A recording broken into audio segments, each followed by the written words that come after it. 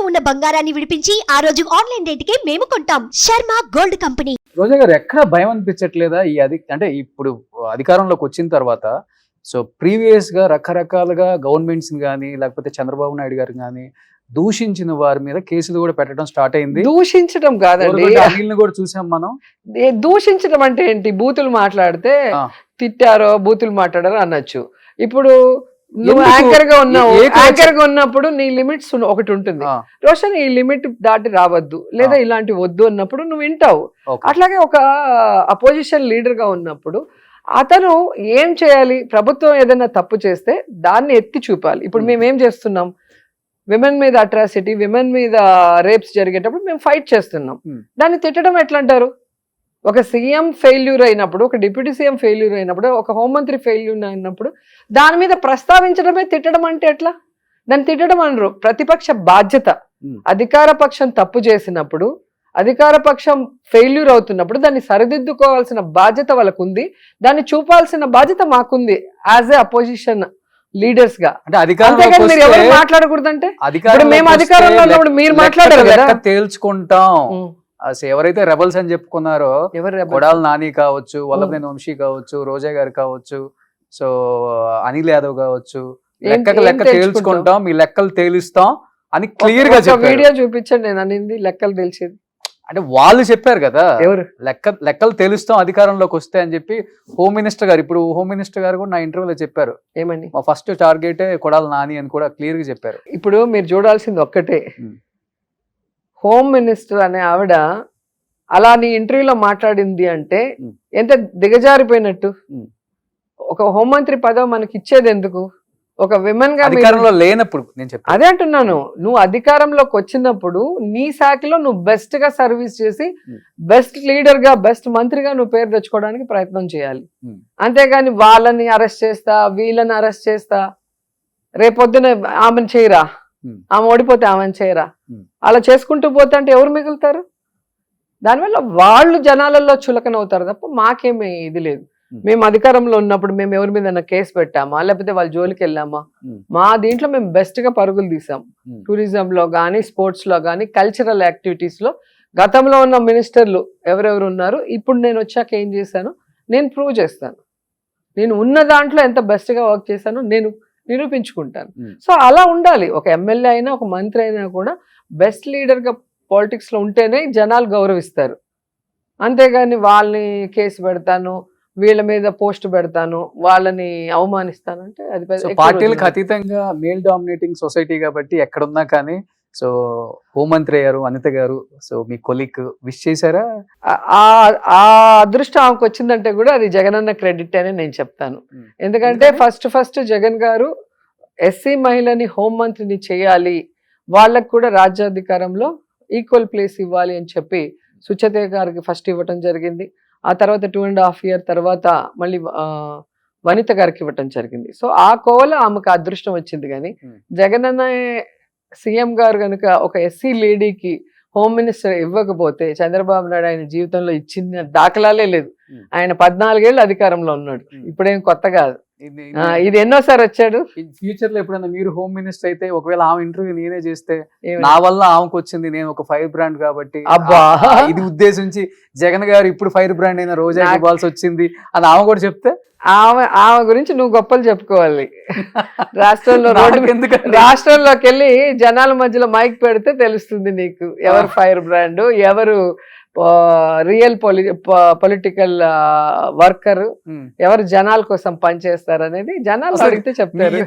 ఎక్కడ తగ్గపోరు అసలు. తగ్గగాని కాదు, ఆమె ఎలా తీసుకొచ్చారంటే నేను చెప్పేది నేను రోషన్ 15-20 ఏళ్ళు ఇండస్ట్రీలో ఆర్టిస్ట్ గా సక్సెస్ అయ్యి మంచి పేరు తెచ్చుకొని ఆ క్రేజ్ తో పాలిటిక్స్ కి వచ్చి 2 సార్లు ఓడిపోయినా కూడా పార్టీ వల్ల ప్రజల్లో నాకంటూ ఒక బలమైన ఇది తెచ్చుకొని 2 సార్లు నేను గెలవడం జరిగింది.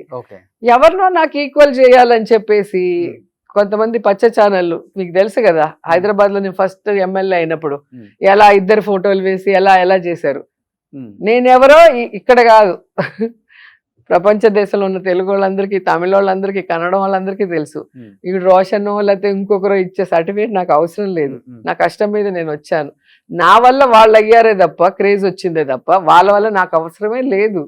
అది మీరు తెలుసుకోవాలి. ఎప్పుడన్నా ఫోన్ లో మాట్లాడుకోవటం, అసెంబ్లీలో అసలు ఎదురు పట్టడం, హాయ్ హాయ్ చెప్పుకోవటం ఏమైనా జరిగిందా? విలువలు ఉన్న వాళ్ళతో మాట్లాడతాం అంతే, ఒక్కసారి కూడా అవసరం లేదు. ఉమ్. ఇప్పుడు నాకు హరీష్ రావు గారు ఉన్నారు కదా తెలంగాణలో, నేను తెలుగుదేశంలో ఉన్నప్పుడు హరీష్ గారికి నేను ఫ్యాను ఆయన స్పీచెస్ కి. సో మేమందరం టీవీ ఛానల్స్ లో డిబేట్స్కి వచ్చేవాళ్ళం. అంటే వచ్చినప్పుడు వాళ్ళ ప్రెజెంటేషన్ కానీ, వాళ్ళకి సబ్జెక్ట్ మీద నాలెడ్జ్ కానీ, ఆ ధైర్యం కానీ అవన్నీ చూసినప్పుడు అబ్బా మనం కూడా నెక్స్ట్ ఇలా అవ్వాలి ఎమ్మెల్యే అయితే అని. అంటే ఒకరిని చూసినప్పుడు మన పార్టీ కాదు, మనతో ఉన్న అంటే కలిసి పోటీ చేసే పార్టీ కూడా కాదు కదా, అవును. వేరే పార్టీ అయినా కూడా నిజంగా మంచి లీడర్ అయితే మనం అప్రిషియేట్ చేస్తాం. ఓకే. అట్లా చాలా మందిని అప్రిషియేట్ చేస్తాము, వాళ్ళని ఫాలో చేస్తాము, వాళ్ళ ఇన్స్పిరేషన్ గా తీసుకుంటాం. సో దాంట్లో మా పార్టీ అనే కాదు, ఏ పార్టీ అయినా కూడా మంచితనం, క్వాలిటీ అండ్ టాలెంట్ ఉంటే మాత్రం నేను ఎప్పుడు ఇన్స్పిరేషన్ గా తీసుకుంటాను, దాన్ని ఫాలో అప్ ఆ చేస్తాను. మంచితనం మీదనా కేసీఆర్ గారు ఎవరింటికి రారు మీ ఇంటికి వచ్చారు? నాకే షాక్ వేసింది అసలు.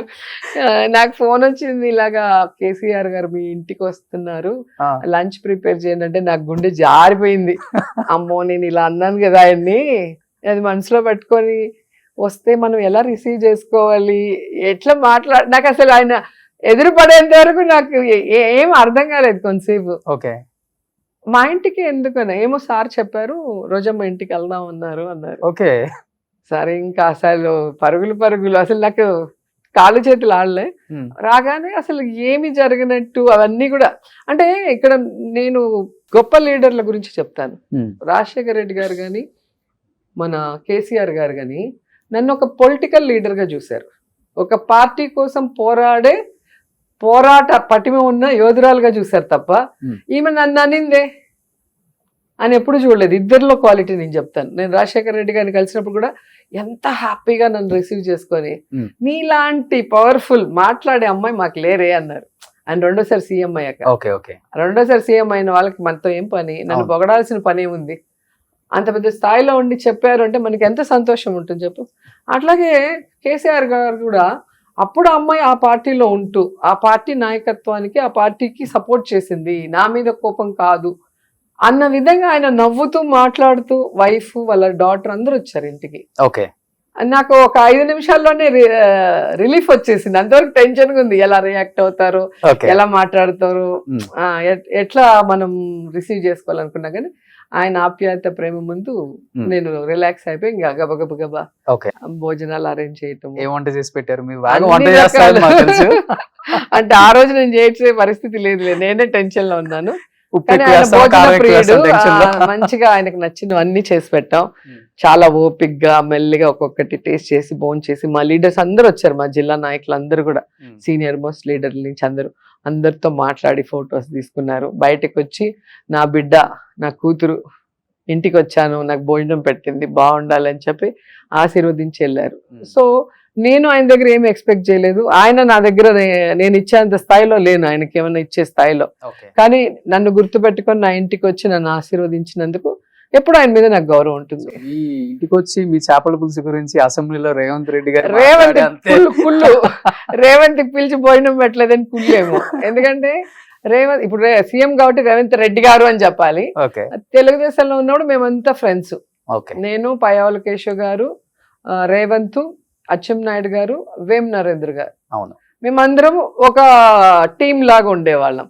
సో ప్రెస్ మీట్స్ అన్నా లేదంటే వేరే టీవీలకి డిబేట్స్కి వెళ్ళినా కూడా ఎక్కువ టైం లైబ్రరీలో కూర్చొని ముందువన్నీ చూస్తుంటాం, ఎవరు ఏంటి ఎలా ఏం మాట్లాడితే బాగుంటుందని. అందరం కూడా స్పోక్స్ పర్సన్సే కదా, నేను చెప్పిన పేర్లన్నీ కూడా ఆల్మోస్ట్ అందరం కూడా పార్టీకి స్ట్రాంగ్ పిల్లర్స్ గా ఉన్నాం అప్పుడు, అంత యంగ్స్టర్స్ లాగా ఆ టైంలో మేము. సో ఇప్పుడు ఒక్కొక్కరు ఒక్కొక్క పార్టీలో ఉన్నాము, అందరం కూడా సక్సెస్ఫుల్ గా ఒక్కొక్కరు ఒక్కొక్క స్థాయికి వెళ్ళాము. సో ఉంటారు ఎప్పుడన్నా మీరంతా అసలుకి ఎంత సీఎం అయ్యాక కలవలేదు, సీఎం ముందు వరకు కలిసారా, బర్త్డేకి వస్తారు లేదా ఇంటికి వస్తారు, కలవటం అట్లా ఉంటుంది. కానీ ఇంకా ఇప్పుడు ఉన్న సిచ్యువేషన్ లో